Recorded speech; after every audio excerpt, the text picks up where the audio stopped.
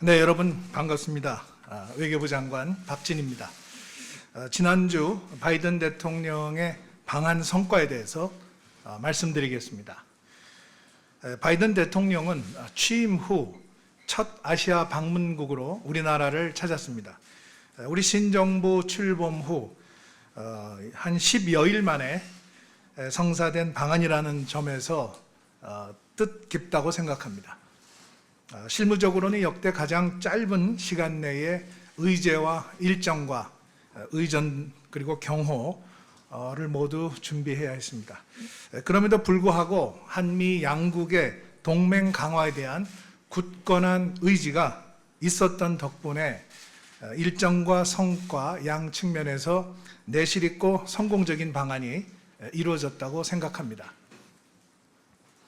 바이든 대통령의 2박 3일 방한 일정 기간 동안에 양 정상은 매일 만나서 거의 7시간 동안 신뢰와 우위를 다졌습니다.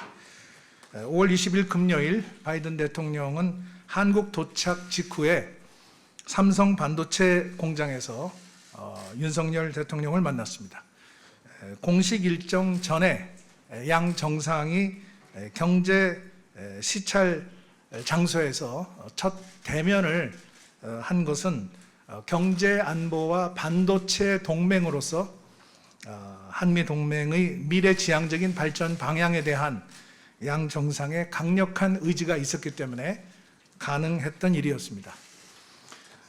이튿날 토요일 공식 일정에서 양 정상은 환상의 케미를 과시했습니다.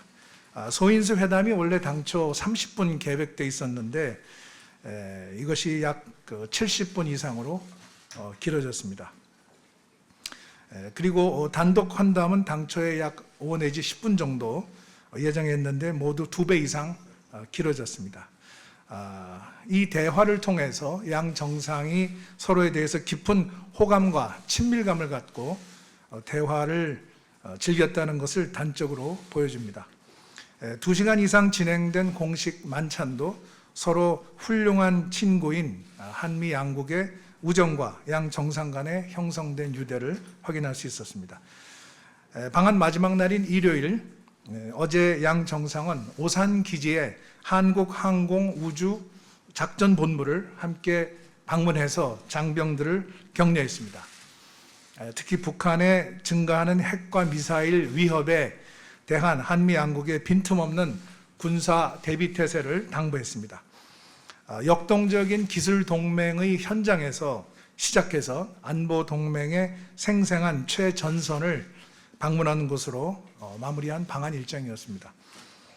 이번 방한을 통해서 양 정상은 자유민주주의와 인권 등 보편적 가치에 대한 국정 철학과 이를 수호하고 증진해야 한다는 소신을 공유하는 기회를 통해서 서로 믿을 수 있는 최상의 파트너임을 확인했습니다. 특히 우리는 세계의 자유와 평화와 번영에 기여하는 글로벌 중추국가로서의 책임과 기여를 다해 나가겠다는 구상을 미측에 설명하였고 미측은 이에 대한 전폭적 지지를 보내왔습니다. 이를 바탕으로 내년에 70주년을 맞는 한미 동맹을 글로벌 포괄적 전략 동맹으로 한 차원 더 격상시켜 나가자는 미래 청사진에 공감했습니다. 한마디로 한미 동맹의 새로운 혁신이 이루어졌습니다. 한반도의 평화와 안정을 위한 대북 억지력 강화 방안을 포함해서 글로벌 공급망 위기, 코로나19 팬데믹, 기후변화, 에너지 및 식량 위기 등 국민의 생활과 직결되는 새로운 도전에 대응하기 위해서 국민이 체감할 수 있는 구체적이고 실질적인 행동계획, 행동지향적 협력 성과와 토대를 구축하기 위해서 노력했습니다. 그리고 이것을 결과 문서인 한미 정상 공동성명에 충실히 담아냈다고 생각합니다. 구체 성과를 말씀드리겠습니다. 우선 첫 번째, 안보 동맹입니다.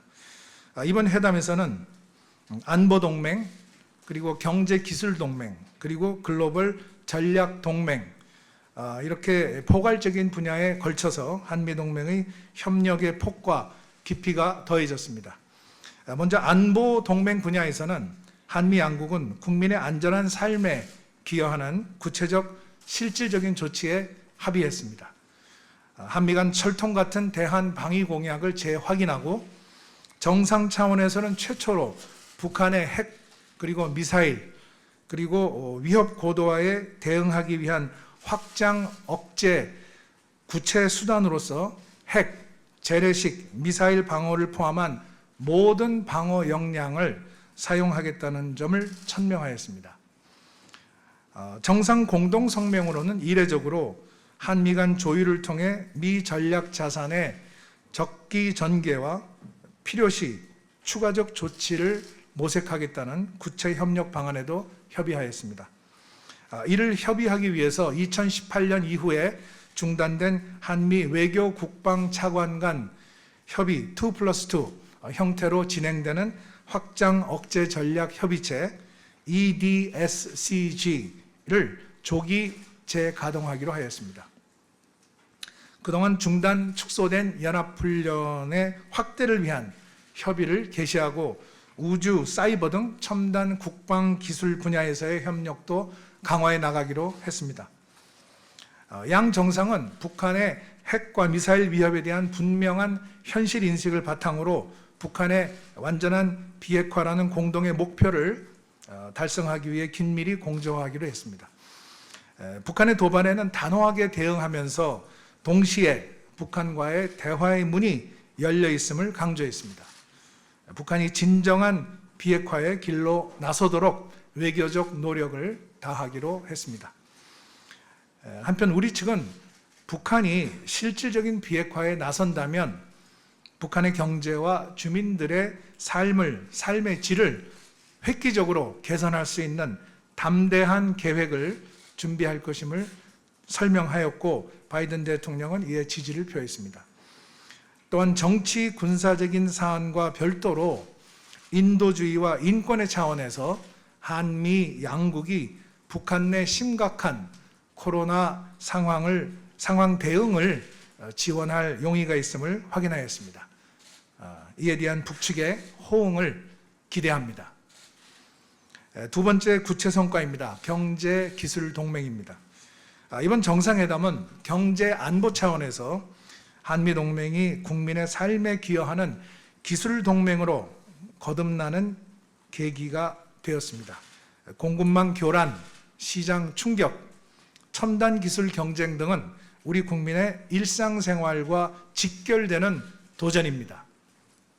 한미 양국은 대통령 국가안보실 NSC 간의 경제안보 대화를 출범시킴으로써 경제안보 현안에 대해서 양국 간 소통과 협력의 채널을 강화하였습니다.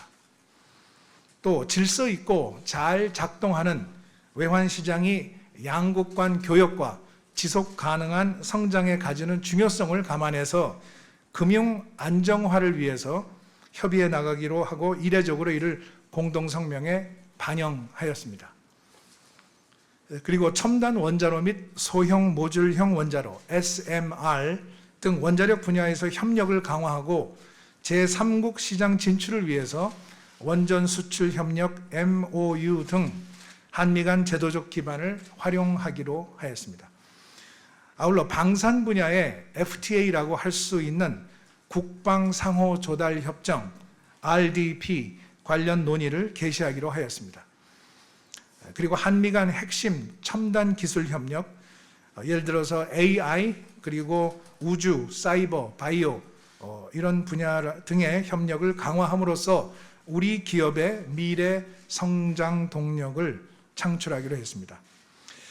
바이든 대통령의 방한한 첫날과 마지막 날을 삼성 반도체 캠퍼스와 현대 자동차 일정으로 채운 것에서 볼 수 있듯이 양국 간 반도체 배터리 협력 강화에 대한 의지는 아주 확고합니다. 한미 양국이 추구해온 첨단 기술과 제조 능력 결합을 통한 시너지 확대가 앞으로 더욱 활발해질 것을 기대합니다. 그리고 우리 경제의 안전 핀이자 진화하는 경제 기술 동맹으로서 한미 동맹의 역할도 더욱 심화될 것으로 기대합니다. 마지막으로 세 번째 구체 성과입니다. 글로벌 전략 동맹입니다. 양국은 자유, 민주주의, 시장 경제, 인권, 법치주의 등 가치를 바탕으로 한반도는 물론이고 인도 태평양 지역 및 국제 질서를 함께 설계해 나간다는 글로벌 포괄적 전략 동맹으로서의 미래 동맹 비전을 제시하였습니다. 이것은 동북아와 한반도를 중심으로 하는 외교를 넘어서 우리 외교의 전략적 공간을 확대하겠다는 신정부의 의지를 반영한 것입니다. 우리는 이러한 차원에서 우리의 독자적인 인태 전략을 수립할 것이라고 했고 미국은 이에 대한 지지를 표명하였습니다. 쿼드와의 협력은 우리가 강점을 가지고 있는 기후변화, 코로나19 팬데믹, 뉴 프론티어 기술 분야를 중심으로 모색해 나가기로 했습니다. 아울러 가치와 규범에 기반한 국제 질서를 강화하기 위한 한미일 3국 협력의 중요성도 강조하였습니다. IPEF 출범 멤버로 참여하여 개방적이고 투명하며 포용적인 영내 경제 질서 구축과 규범 형성 논의를 함께 주도해 나가기로 했습니다. 이러한 노력의 일환으로 윤석열 대통령께서는 오늘 오후 일본에서 개최되는 IPEF 출범 행사에 화상으로 참여할 예정입니다.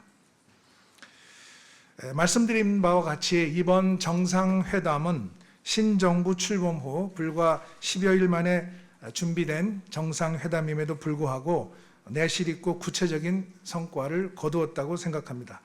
이번에 마련된 한미 간 정책 공조의 토대를 바탕으로 후속 조치를 실질적으로 이행하기 위한 노력을 경주할 것입니다.